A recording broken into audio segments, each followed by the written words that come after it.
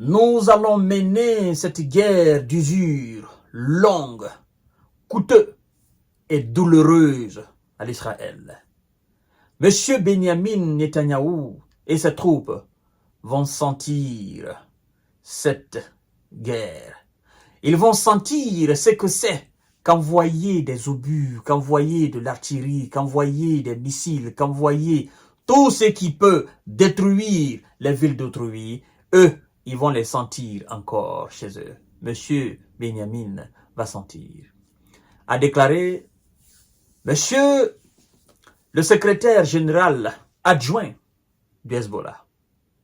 Oui, Naïm Qassam. Et c'est dans cette optique donc que les systèmes de défense combinés, qu'on appelle dôme de fer, les systèmes de défense de M. Benjamin, malheureusement ce matin, ce mercredi, n'ont pas eu l'intelligence, ils n'ont pas été efficaces face à ces roquettes qui ont été tirées depuis le Liban. Et suite alors à cette salve de roquettes, mesdames et messieurs, la police a constaté, la police de M. Benjamin Netanyahou a constaté l'envoi de 2 individus au repos éternel. Ils disent 2. Mais du côté du Hezbollah, eux, ils parlent plus, c'est-à-dire le nombre est élevé. Mais eux, du côté de M. Benjamin, on dit que c'est 2 qui ont été envoyés au repos éternel. C'est pas ça le problème.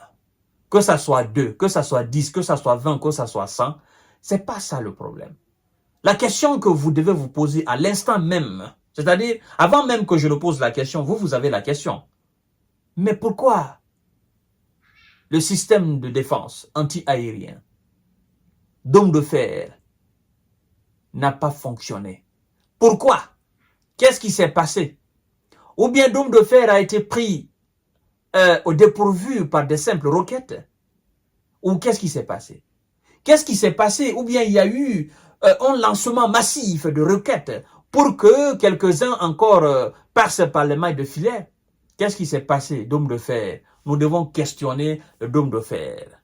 Parce que dôme de fer s'avère maintenant inefficace face aux nombreux tirs, n'est-ce pas, non seulement du Hamas, mais aussi du Hezbollah. Mesdames et messieurs et mesdemoiselles, vous savez, le système dôme de fer, je vous ai décortiqué la fois dernière. C'est un système qui coûte énormément cher. C'est un système qui coûte énormément cher. Ça va chercher dans le complet, c'est-à-dire le complet avec un radar, avec des missiles, des intercepteurs, parce que sur chaque système, il y a au moins 20 intercepteurs. Et donc, quand c'est comme ça, plus il y a des lancements de missiles et de roquettes, plus le dôme de fer s'affaiblit. C'est-à-dire, le Hezbollah est en train d'affaiblir les capacités du dôme de fer.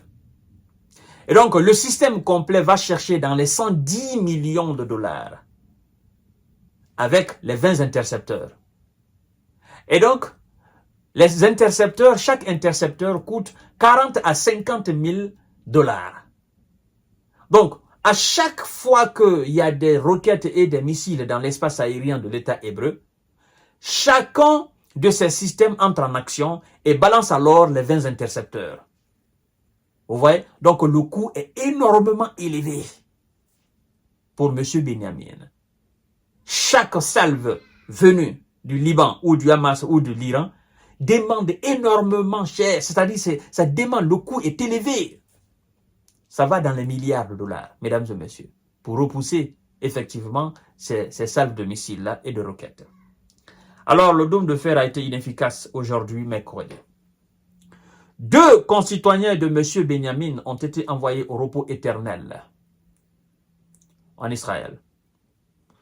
2 concitoyens de M. Benjamin, ce mercredi, ont été envoyés au repos éternel par des salves de roquettes depuis le Liban voisin sur Kiryat Smona, c'est une ville dans le nord de l'État hébreu, ont indiqué les services de secours de l'État hébreu. Il dit, je cite, « Nous avons trouvé, d'accord, un daron et une daronne âgés d'environ 40 ans, inconscients et blessés par des éclats d'obus.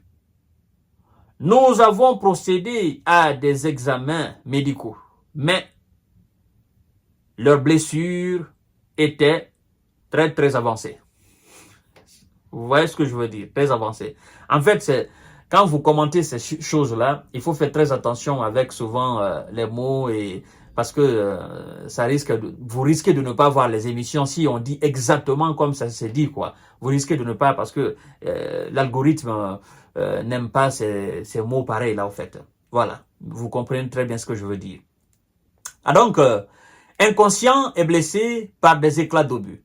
Nous avons procédé à des examens médicaux, mais leurs blessures étaient très avancées, pour ne pas utiliser l'autre mot.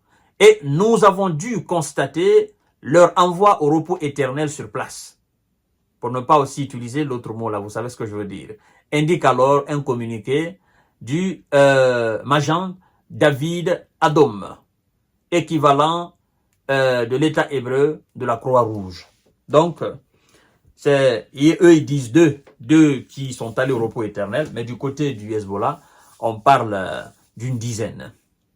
Vous comprenez? Parce que les obus qui viennent quand même, le système de défense n'a pas pu les arrêter et qui viennent tomber sur des voitures, sur des maisons, qui viennent tomber sur des centres. Voilà, c'est comme ça. En fait, de la même manière vous faites chez eux, vous bombardez les écoles, les centres, machin, les hôpitaux, voilà, les immeubles résidentiels, c'est la même. Eux, ils tirent. Ils s'en foutent de là où ça va tomber.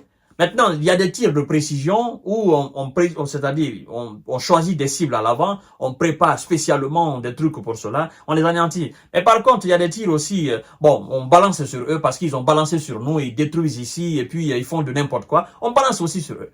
En fait, c'est ce qu'on est en train d'assister, mesdames et messieurs. Voilà ce qui se passe un mercredi chez M. Benyamin. Et vraiment, les mauvaises nouvelles s'enchaînent pour M. Benyamin parce que là, la population est inquiète. Qu'est-ce qu'il faut faire? Est-ce qu'il faut fuir? Est-ce qu'il faut quitter le pays? Évidemment, parce que quand vous êtes dans une situation inconfortable, et puis vous avez des petits garçons, vous avez de la famille, et vous ne savez pas quand ça va se terminer, ben, vous quittez. Vous quittez. Hein? Et le fait de quitter sa ville, ça devient quelque chose d'insupportable pour la population. Parce que la population se dit, ben, c'est pas un truc que nous avons voulu, c'est les politiques qui ont voulu. Et donc, sincèrement, ils nous emmerdent. Et c'est ce qu'on est en train d'assister, mesdames et messieurs. Je vous donne rendez-vous tout à l'heure. Monsieur Benyamin, je crois que en fait, lui, il se dit qu'il n'entend que le rapport de force. Mais finalement, en fait, ce qui est en train de se passer là, avec l'intensification là, il va entendre raison parler, il va entendre raison au fait. Il va se dire, attends, ça avant il ne faisait pas. Il n'avait pas cette puissance de feu. Mais là maintenant ils ont une puissance de feu qui est en train de faire du mal dans mon propre pays même. Il faut que je change de stratégie.